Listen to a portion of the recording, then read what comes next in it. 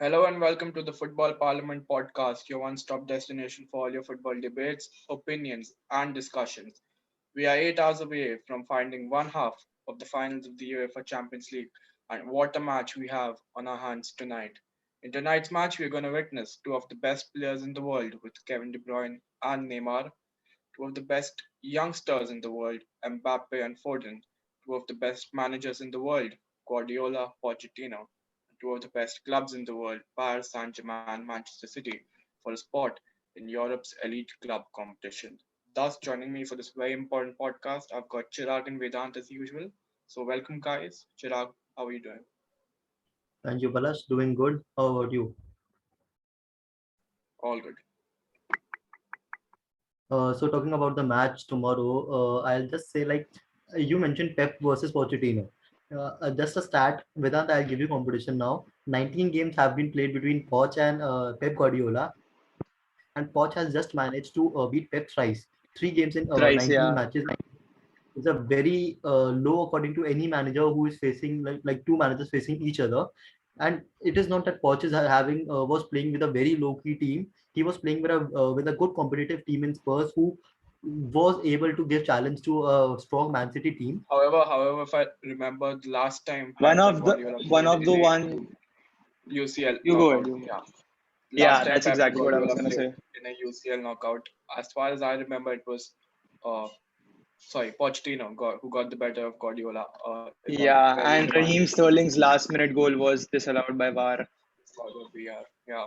It's not the So match where pushed it over the bar from 5 yards out, which was that match. no, that was completely different. It was right. It was I think that Manchester was in the City Premier Leon. League. No, it No, no, was no. It was in Champions. he's talking Oh about yeah. Manchester That City was versus last. Leon. That But was then last this season. is the thing. This is Yeah. the thing. We do relate Manchester City to bottling it, if you can say, in the important stages of the UEFA Champions League. If you see their opponents in the last 5 years, uh, the teams have knocked them out. No doubt they've defeated teams like Real Madrid to get to that stage. However, the teams that have knocked them out, according to me, are relatively tamer, or you can say easier to beat. Manchester City definitely being favorites in the game. I can recollect Lyon, I can recollect Monaco, I can recollect Spurs. All these games, I think City must have definitely won. Tonight's game, it's a much tougher opponent. Yes, City do take two away goals. They take a one goal lead as well.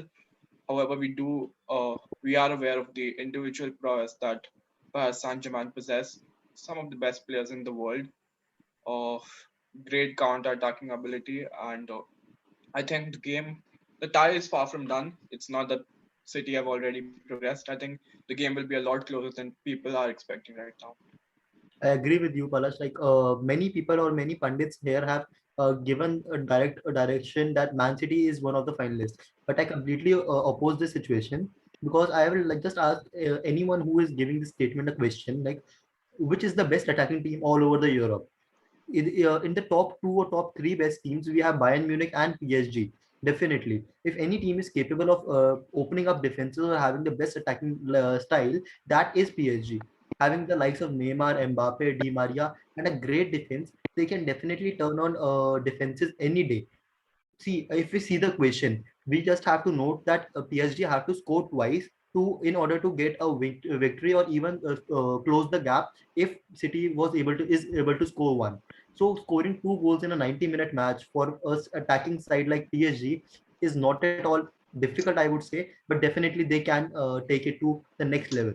But just giving a disclaimer, I just read a news Mbappe is not fully fit for the game. He might be out for this game. It will a call will be taken this night itself before the match whether he can start or not. This is a very huge loss that PSG might suffer without Mbappe. Well, to be honest, he wasn't fully fit for the first game. Also, you could clearly see none of his shots were on target. And since we are doing a pre-match preview, we should also discuss their head-to-head record: Manchester City versus Paris Saint-Germain. Have only met 4 times before with the citizens leading the Man City versus PSG head to head by 2 wins and 2 draws. The last meeting between the two sides was this season's UEFA Champions League semi-final first leg. Pep's City emerged victorious that day as they came from behind to beat PSG 2-1 thanks to a goal each from De Bruyne and Mahrez. Considering the form of the two teams heading into the second leg, our Man City versus PSG prediction should be a draw. in my opinion. It's going to be a draw and City will go through. That's So what it I is a feel. draw, 1-all draw, 0-all draw, 2-2 draw. What is it? 1-1 draw. 1-all. Yeah, 1-1 draw, in my opinion. But I I definitely think think it City will are be different. expected to advance to their first Champions League finals because of their advantage from the first leg. That's what I feel. See, what I definitely feel is both the teams did underperform in the first match. Talking about Man City, we saw two goals by them, right? But both of them were fluke. No one imagined Navas would let go that ball with that will turn so much.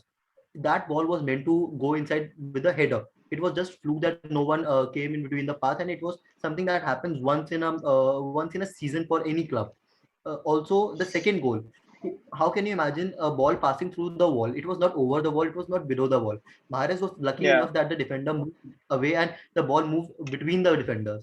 That was something Nevaskar also I not think that predict. was kind of a fluke. That was kind of a fluke, and Navas wasn't Both, expecting both it to the go goals. for a goal. Yeah, both of the goals were not. I Navas was wouldn't expecting a exactly Yeah, call header. it a fluke, to be honest. I personally wouldn't call it a fluke because in the second half, Manchester City were extremely good, and the number of chances they created. I mean, sometimes luck's going to be on your side, sometimes the opponent is going to make a mistake.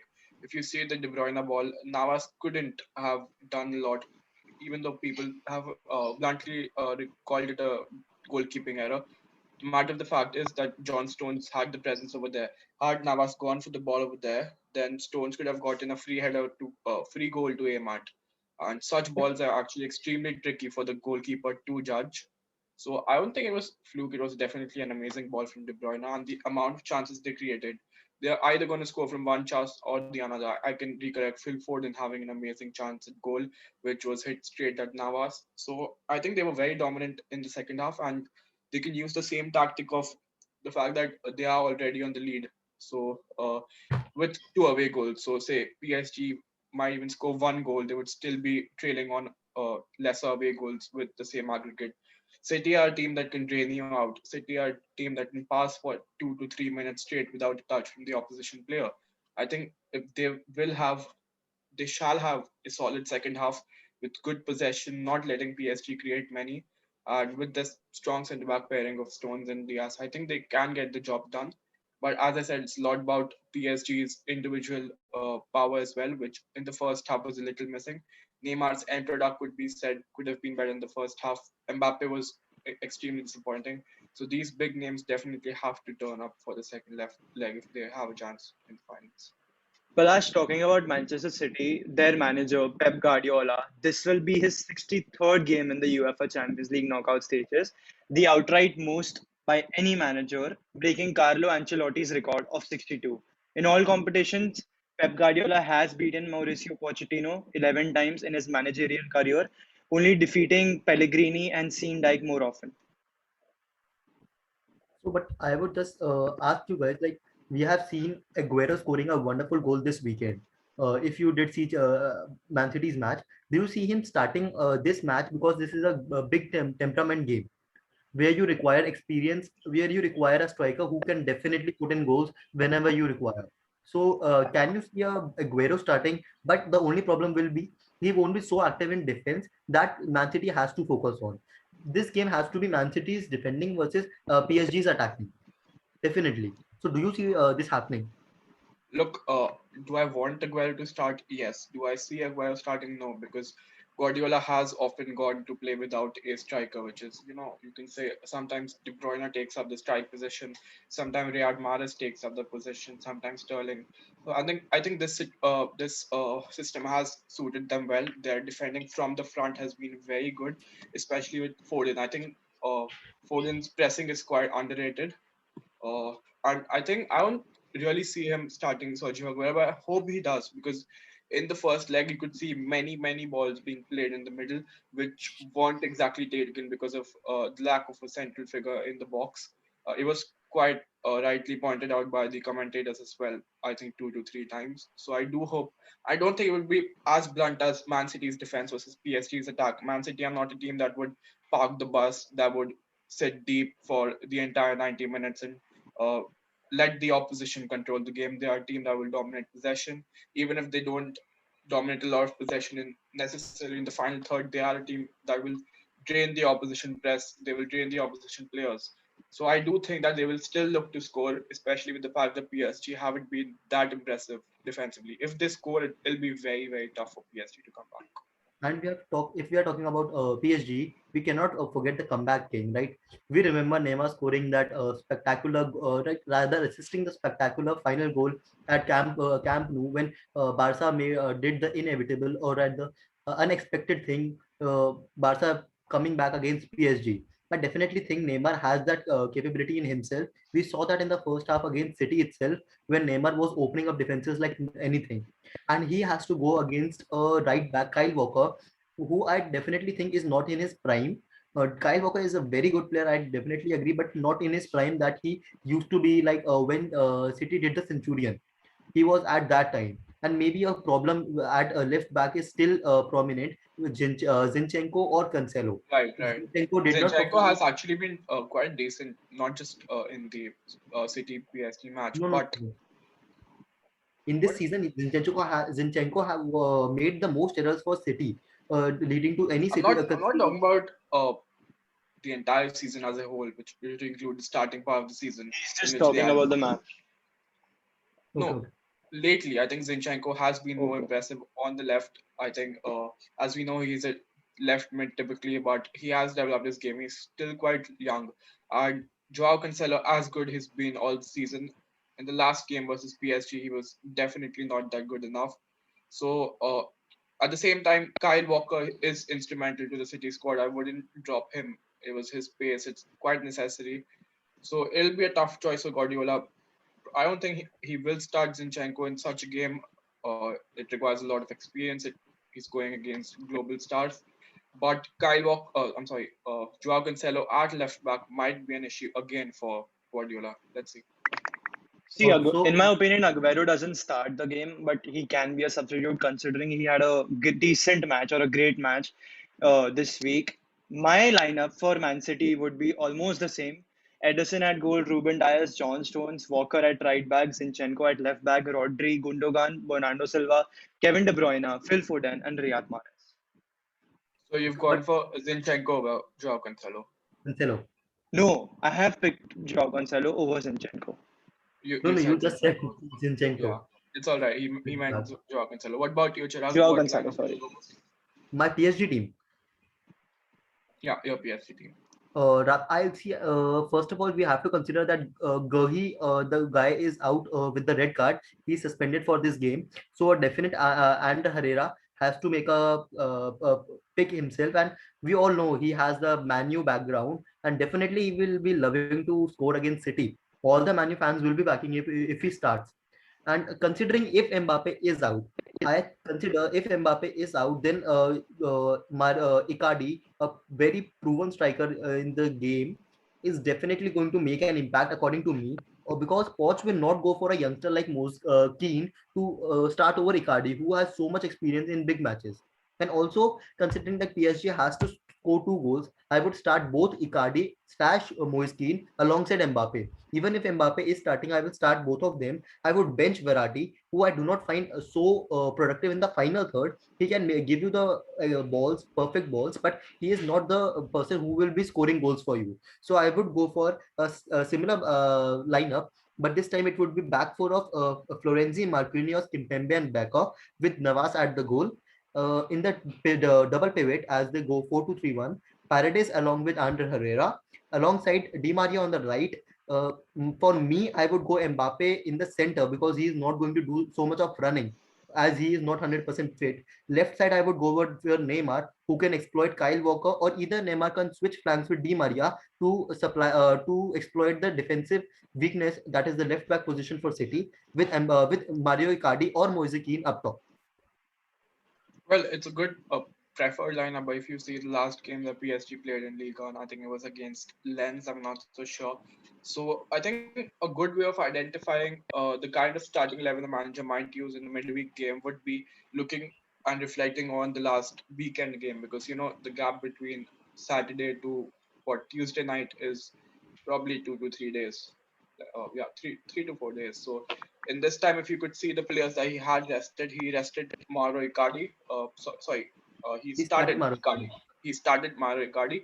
He rested Verratti. He also probably rested Moise Kean. It could be a sign. He started Julian Draxler. I actually was keen on seeing Draxler if Mbappe missed out, but seeing that he played almost 90 minutes, I don't see him starting in the City game. Apart from that, Herrera was rested, which is quite a big, uh, you know, thing because it might show that he will be uh, starting against Manchester City. Also, just come out that UEFA has it's not related to this topic, but it's just quite breaking, so I might break it down that UEFA has confirmed that the Euros 2020 national teams will now carry a 26-man squad. I think it was earlier 26. 26-man squad over a 22-man squad. So, some of these players that would just find them on the verge, probably the 23rd, 24th player, which would uh, miss out before, might find their spaces in this squad. And Just this is something the best for Southgate. According to me, Southgate was the it's only man who was definitely so worried it's about the yeah, squad. it's So definitely good for teams that have a lot of depth in each position. Just shifting from the topic, we're talking about the game, but it's all right. I think one team that will be really benefited is England because the kind of right back depth they have. Now, one point I would like to make is generally in a 22-man squad, you take two right backs, and you definitely would think that Aaron Wan-Bissaka as a right back wouldn't make it there. Probably Kyle Walker is a nailed on in my opinion, and then Trent Alexander-Arnold is a nailed on in my opinion, and along with him either of Kyle Walker or Reece James. But now you could have one extra right back in Aaron Wan-Bissaka. The thing that Aaron Wan-Bissaka offers you over these two is that suppose England are playing a team with say Belgium, not quite Eden Hazard right now, but Eden Hazard of 2018, they will require a right back who is very good at one-on-one tackling, or say another national team which has a very skillful left winger, a fast left winger, one that can take players on. So these are the games where Southgate can use his club squad. yes, now moving back to the PSG City game, I would just ask now for the predictions. Palash, what are your predictions for the game? Predictions, I would go for. It's unlikely, but I would like to see this happen. It's not unachievable. I would like to see PSG win 2-1 across 90 minutes and lose out Extra time on no lose out and lose out on on penalties. extra time slash penalties. Lose out on extra time slash penalties. Okay, Vedant, your point, your prediction. I think it's going to be a draw, 1-1, and City will go for the finals. So Palash, you predicted a Although penalty I'll shoot. hate to see City in the finals, but I think that's going to happen. Palash, your prediction for you said it will be penalties, right?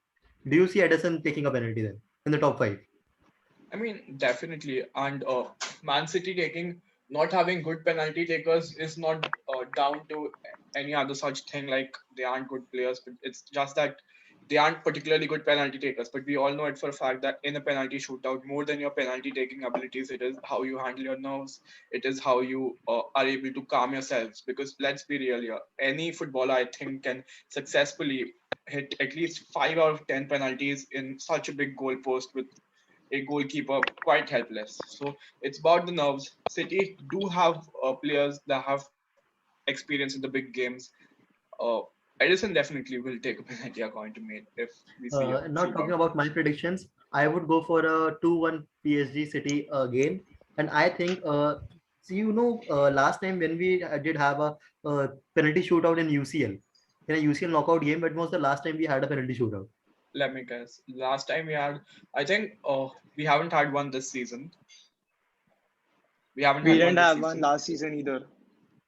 Last season we had one penalty shootout in the UEFA Super Cup is what I can remember. It was Super. Chelsea Liverpool. Chelsea Chelsea versus lost 2-0. Liverpool. Since you've asked Champions League specifically, it's been quite long since we've had a Champions League penalty shootout. Last time we had a UCL penalty shootout was in 2016. Chelsea versus Bayern Munich. Oh, I No, no, thought. no, it's What? 2016. That's too late. Wait, That's 2016. that's a final. Yeah, it's 5 seasons now, and we have not had a penalty shootout. But seeing the Which was crazy just season name one team. Which were the I'll two try to guess teams? the other. Just name one team. for the match in 2016 which had a penalty shootout. I myself do not remember. I just read a stat. It Madrid was Atletico was did go to the penalty shootout. Madrid Atletico. No, no, no, no. Madrid won it on away goals, 4-2. It was 2-1 till Atletico was No, leading I'm talking 90th. about the 15-16 season Yeah, 15 when season. I Madrid think. won the UCL. Yeah, I remember. It was like 2-1. Atletico was leading the game. Then 90th minute header by Ramos and two goals in the extra Huh. time by Real Madrid to win the. That was La Decima. I'm talking about La Uno Decima, Okay, okay, okay. the No, no, no, Champions no. League I which we don't. won in 2016. Oh, I don't remember that part. But just talking about my predictions, it will be a penalty shootout, seeing the crazy season we have this time. And I know a big player is going to miss a penalty. I cannot name that player. It can be De Bruyne, it can be Neymar, it can be from any team. But a big player is going to miss a penalty. That will be something of a headliner. So it will go. It will be PSG going through on penalties. That's it. Do we end the podcast here? No, we have some information on the We last don't. night. Last night What there do you was a have? crazy game in La Liga. It was Sevilla versus Athletic Club, where Athletic Club won the game by 1-0, and it was a last-minute winner by Inaki Williams. And huge credits to Athletic Bilbao because most of their good players, which are Ibai, Unai Lopez, Inaki Williams, or Oscar Sanchez, they didn't start this game. So huge credit to them. Yes. Yesterday we had a podcast regarding this same, and both Nishad and Vedant, who are complete La Liga followers, did tell me that Athletic Bilbao can beat anyone in their on their day. And definitely same happened in just 6 hours after the podcast was released, and it was something that gives you motivation to see our podcast daily. So do like, comment, and share our podcast, and maybe put in your opinions as well. And talking about one more thing that has come, that is something big. There has been reports that FA might go for point deduction for Manchester United, considering what happened between in the United and Liverpool game. According to FA's rule, if a club cannot ensure the safety of their players or the coaching staff in any case, then they have to face a deduction. And in FA's rule book, accordingly, the minimum deduction is approximately of 10 points. So considering this fact, Manu will also be pushed to the top four contention list, and now they will have to face the battles between all the top four clubs who are fighting for the Champions League spot. Now, second spot might be open, but this is all under a asterisk mark, I would say, because it has not been confirmed by any official news as of yet. But it might happen because the only thing now they have to look on for is, did the protesters reach the dressing room or not? Because if they reach the dressing room, this is a complete breach of conduct, and definitely this will cost Man United points. And this is something that fans themselves wanted. I have had a word with a Man United fan who just told me that it was the main reason was this only. The only way they can Yeah, I agree. This was exactly the thing people would, if you think of it, you just need to look at it. yes, I'll just continue. I, The only thing There was something the wrong with his protesters name. wanted. Yeah, the only thing the protesters wanted was to poke in between the managers or their owners' pockets, because the only way you can hurt your owner is by looking into their pocket and affecting the money that they have. And if they do get point reduction, they will lose the second point prize money. They will lose the Champions League spot, and less of money to be given to the club. So definitely, this is something Man United fans wanted. I do not personally support what protesters did, but what is your take, Kalash? I don't know. I don't have many opinions on the same. We are blessed to have a good manager. We don't need to protest against that stuff. I'm pretty convinced that the decision to join ESL was of the chairman. What is his name? Bruce Bruce Bucket. Buck. I'm not so sure. Yeah, Bruce Buck. right. Not of Roman Abramovich. Even with the fact that we were the first ones to withdraw, and that there was news that we were pushed around the corner. Obviously, with Manchester United, it's a completely different case. It's been going on since years now. I hope for the good of football that the owners do sell it, the club too. I really hope that the 50+1 rule is implemented all across English football. So, guys, with this, we would like to end the podcast. do make sure to beat on time tomorrow. We will be shooting one of the best podcasts we have ever done with a Madrid fan versus Chelsea fans in the biggest match both the clubs have been playing for the previous years. I definitely think this will be a contest to watch, not just the City, not just this Chelsea versus Real match in on the pitch, but also on the Football Parliament podcast. So do check our video tomorrow and do wait for it. Palash, Tomorrow is gonna Bye, be a bye, heck of a guys. video, guys. Like, comment, share, subscribe, and let us know what you all think in the comment section. Peace.